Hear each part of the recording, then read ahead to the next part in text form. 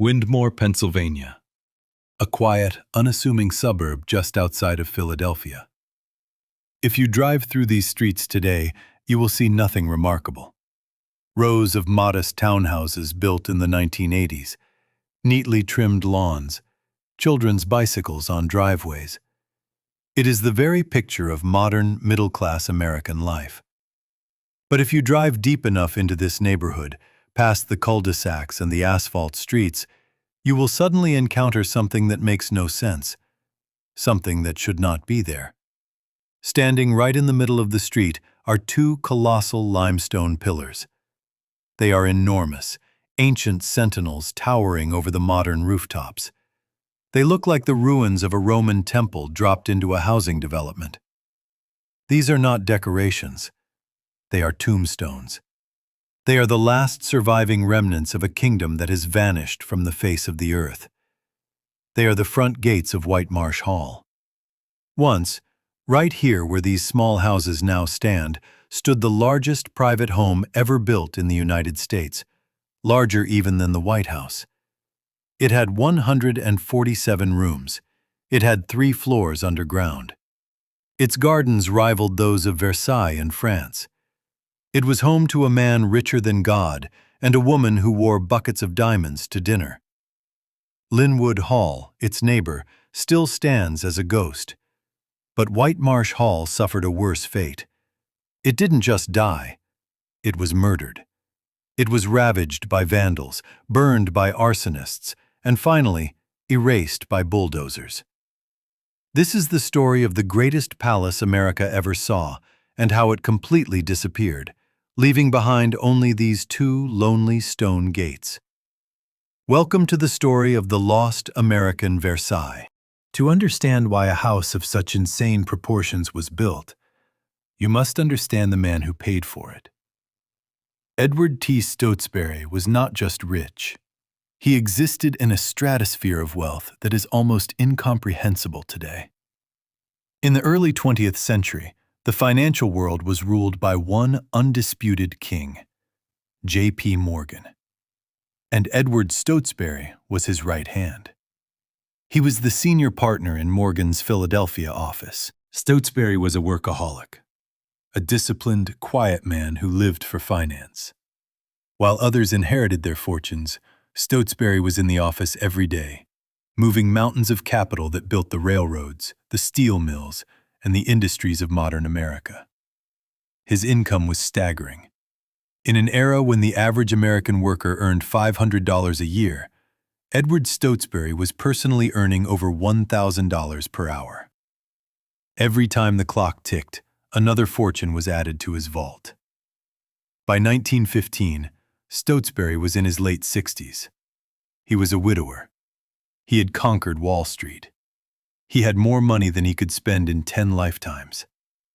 But he was missing something. He was missing a stage on which to display his power. To understand why a house of such insane proportions was built, you must understand the man who paid for it. Edward Stotesbury was not just rich. He existed in a stratosphere of wealth that is almost incomprehensible today. In the early 20th century, the financial world was ruled by one undisputed king, J.P. Morgan, and Edward Stotesbury was his right hand. He was the senior partner in Morgan's Philadelphia office. He needed a wife, and he needed a palace. He found the wife in Eva Roberts Cromwell, a glamorous, ambitious socialite nearly 20 years his junior. Eva loved luxury even more than Edward loved making money. When they married, Stotesbury reportedly told her, "I will give you a blank check. Build us a home that will make the world tremble." And so they began. To build the impossible house, they hired the architect of millionaires, Horace Trumbauer, the same man who built Linwood Hall just a few miles away. But Stotesbury's demands dwarfed anything Trumbauer had done before. They chose a site in Windmore, on the highest hill in the region. But the hill wasn't flat enough for the palace Edward envisioned. So, in an act of stunning arrogance, they simply decided to decapitate the mountain. For 2 years, An army of laborers and steam shovels sliced the top off the hill, moving millions of tons of earth to create a level plateau for the house and its vast gardens. Construction began in 1916. It continued right through World War I. While the world was tearing itself apart in the trenches of Europe, in Pennsylvania, stonemasons were carving a monument to American capitalism. The statistics of Whitemarsh Hall are dizzying. The facade was 283 feet long. The building stood 6 stories high, but 3 of those stories were hidden underground. Edward Stotesbury, the practical banker, was obsessed with utility. Beneath the gilded ballrooms lay a vast subterranean industrial complex. There was a sub-basement containing a massive power plant, boilers that burned tons of coal a day, a sophisticated air cooling system that was decades ahead of its time, and tunnels broad enough to drive a truck through, allowing supplies to be delivered without the guests ever seeing a delivery man. The cost was astronomical. In 1920, the construction bill was estimated at over $3 million. In today's value, including the artwork and furnishings, the cost to replicate Whitemarsh Hall would exceed $150 million. When it was finished in 1921, it was perfect. It sat on its flattened hill, a limestone colossus shining white in the sun, waiting for its queen. If Edward was the bank, Eva was the spender. When Whitemarsh Hall opened its doors in the roaring 1920s, Eva Stotesbury immediately crowned herself the undisputed Queen of Philadelphia society. She ran the 147-room house like a finely tuned royal court. The staff numbered over 150 people. There were specialized chefs for pastries, specialized maids whose only job was to care for the linens. The gardens were tended by a crew of 70 men who ensured that not a single leaf was out of place in the Versailles-inspired landscape. The interiors were blinding. The bathrooms were fitted with fixtures made of solid 14-karat gold.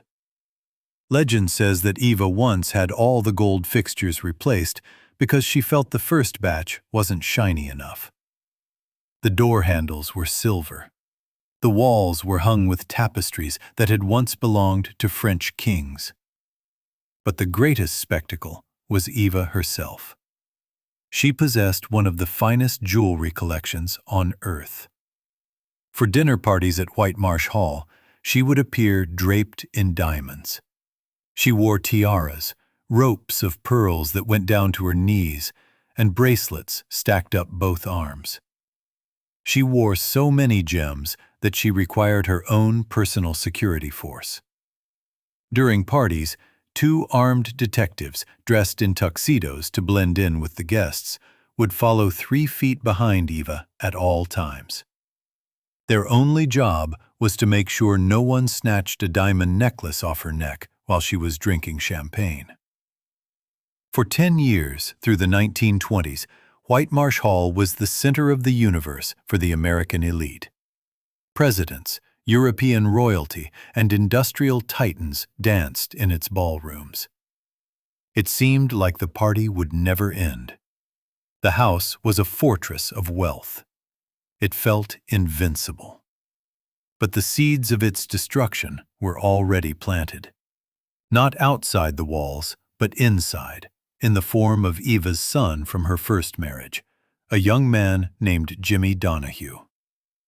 While Edward made the money and Eva spent it on gold plumbing, Jimmy was preparing to light the match that would burn it all down.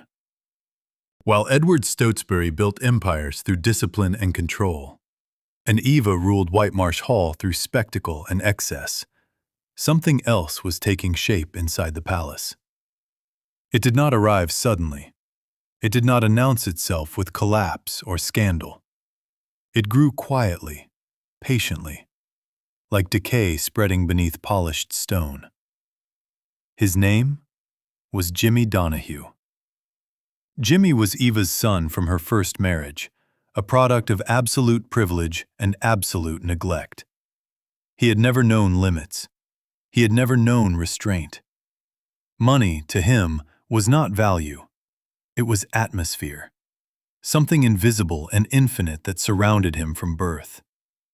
Edward never truly accepted him, but he financed him, again and again.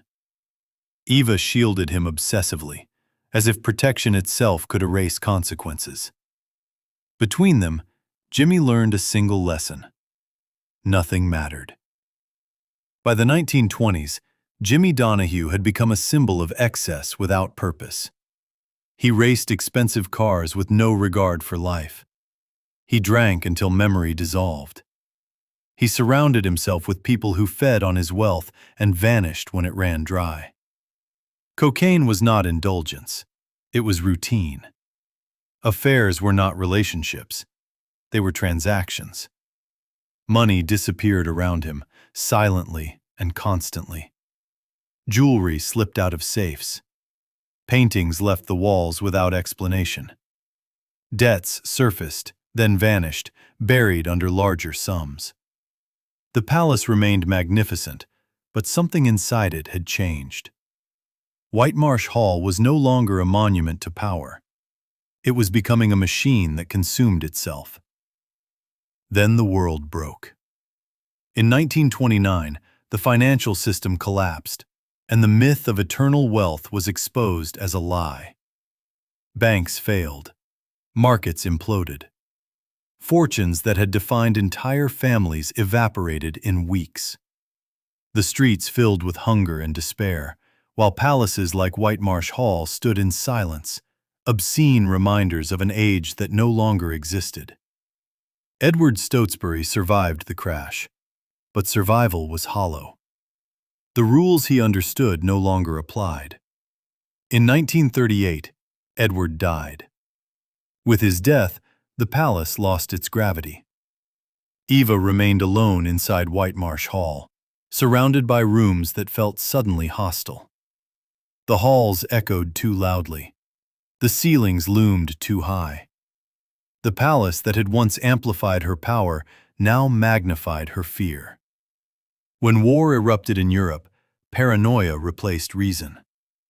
Though the enemy was an ocean away, Eva became convinced that catastrophe was inevitable, that the world was closing in, that wealth itself had become a liability. She ordered the palace stripped in silence. Paintings were taken down at night. Masterpieces were wrapped like corpses, sealed in crates, and lowered into the underground levels. Entire galleries vanished into darkness. Doors were locked. Curtains were drawn. Light was reduced to necessity. Whitemarsh Hall ceased to be a home. It became a bunker.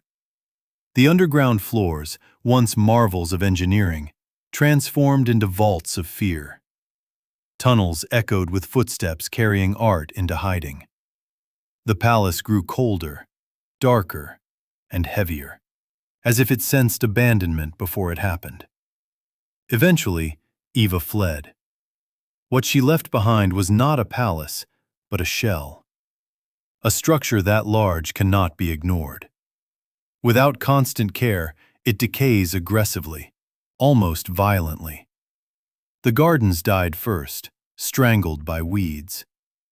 Then water invaded the interiors, seeping through ceilings painted by masters, staining gold leaf, rotting wood. For the first time, Whitemarsh Hall was unwanted. It was sold. Not to those who valued its history, not to those who understood its meaning.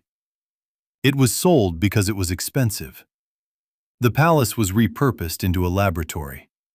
Scientific equipment filled rooms once designed to impress royalty. The transformation was grotesque. Elegance stripped of context, beauty reduced to square footage. For a brief moment, Whitemarsh Hall existed only because it was useful. Then, even that ended. By the early 1950s, the palace was abandoned again, this time definitively. Windows shattered. Roofs collapsed. Animals moved into rooms once reserved for kings. Nature reclaimed everything without sentiment. The palace became a corpse. And corpses do not remain untouched. By the 1960s, Whitemarsh Hall had become something else entirely. A place without rules, without witnesses. Teenagers came first, then thrill seekers, then people looking for darkness. Motorcycle gangs rode through the ballroom, engines screaming across shattered marble. Fires were set repeatedly, sometimes to stay warm, sometimes for excitement, sometimes simply to watch destruction spread. Entire wings burned and collapsed. Stories spread. Occult symbols carved into stone. Black candles found deep underground. Gatherings held at night where voices echoed through tunnels not meant for sound. Whether true or not, the palace earned its reputation. Police avoided it.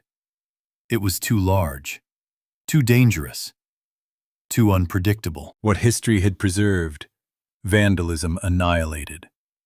Marble smashed into gravel, gold torn from walls, beauty erased not out of hatred, but boredom. By the late 1970s, Whitemarsh Hall was beyond rescue. Preservation was mentioned, then dismissed. The palace was no longer seen as heritage. It was seen as a problem. In 1980, the decision was made. Not to remember, but to erase. Bulldozers arrived without ceremony. No speeches were given. No crowds gathered. The palace collapsed piece by piece, room by room, until nothing remained but dust and broken stone. The greatest private residence America had ever built vanished in silence. On its grave, modest townhouses were constructed. Practical, efficient, forgettable. Life returned, stripped of memory. Children play where chandeliers once glowed. Cars idle where orchestras once played. No plaque explains what stood there. No marker records what was lost. Only two things remain. Two massive limestone pillars standing awkwardly in the middle of a suburban street. They lead nowhere. They are not gates. They are not ruins. They are tombstones. Whitemarsh Hall is gone. And the world moved on, proving that even the grandest monuments mean nothing once they stop being useful.